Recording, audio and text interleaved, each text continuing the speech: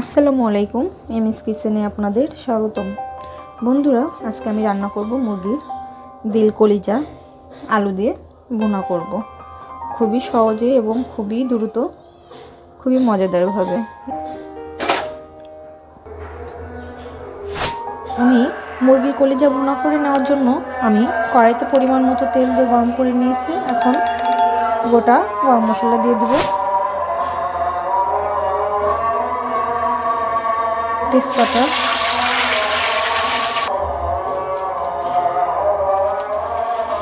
আমি কলিজা ভুনার জন্য আগে পেঁয়াজটা ভেজে নেব।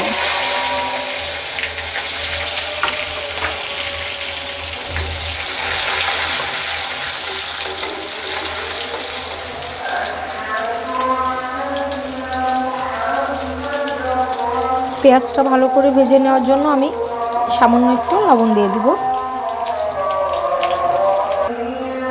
আমার পেঁয়াজটা খুব সুন্দর করে ভেজে নেওয়া হয়ে গিয়েছে। এবার আমি রসুন বাটা, আদা বাটা দিয়ে দেব।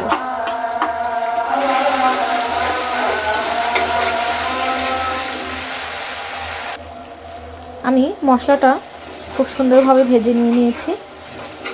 এবার আমি সামান্য একটু পানি দিয়ে দেব।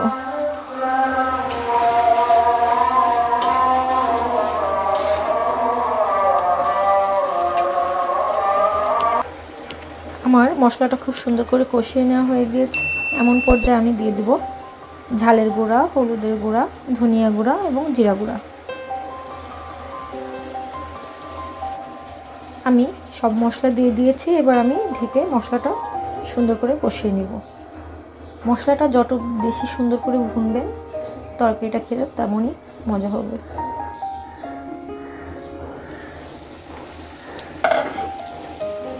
আমি মশলাটা খুব সুন্দর করে ভুনা করে নিয়েছি। এবার আমি আলুগুলা দিয়ে দেব।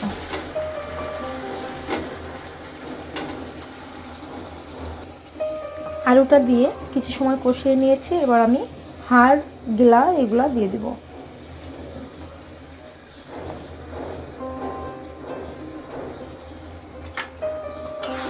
এবার এটা আমি সুন্দর করে কষিয়ে নেব।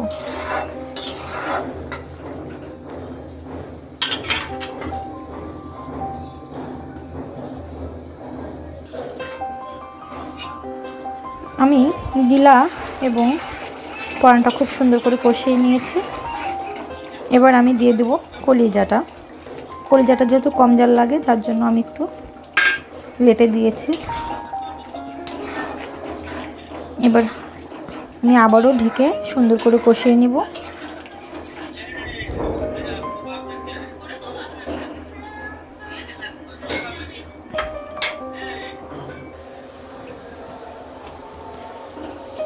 আমার সুন্দর করে আমি কষিয়ে নিয়েছি।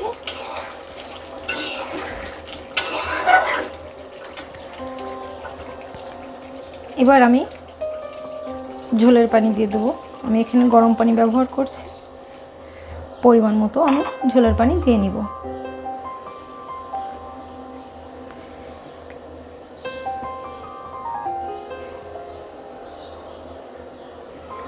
পরিমাণ মতো ঝোলের পানি দিয়ে আমি ঢেকে দিয়েছি। এখন আমি ভুনা হয়ে আসা পর্যন্ত আমি জাল করে নিব 10 থেকে 15 মিনিট।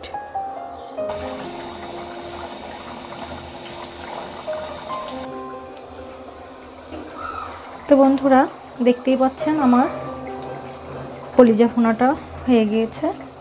আমি কিন্তু 10 থেকে 15 মিনিট জাল করে নিয়েছি। এবার আমি নামিয়ে নিব। নামিয়ে নেওয়ার আগে আমি এখানে জিরা এবং গরম মশলা ভেজে গুঁড়া করে নিয়েছি। এবার এখান থেকে আমি কিছু মশলা উপরে দিয়ে দেব।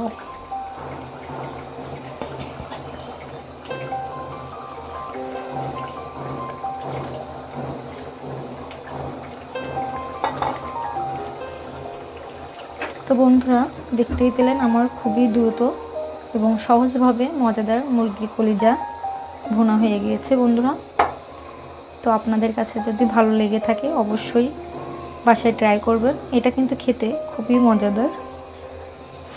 এবং যারা এত সময় ধরে আমার ভিডিওটি দেখছেন, যার জন্য ধন্যবাদ।